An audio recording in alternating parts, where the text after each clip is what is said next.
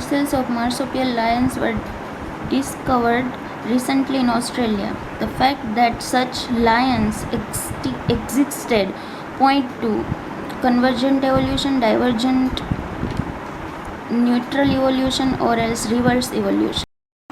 If we say Asiatic lion and marsupial lions, whereas marsupial lions have not mane on their neck part and Asiatic lions have mane on their neck part, so both are structurally different from each other but have functional similarity.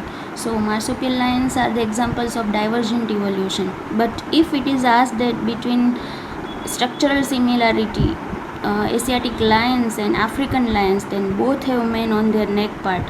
So Asiatic lions and African lions are the examples of convergent evolution because both have structural similarity but both functions are different. Means both are both have common ancestral similarity. So Asiatic lions and African lions are the examples of convergent evolution, whereas marsupial lions are examples of divergent evolution.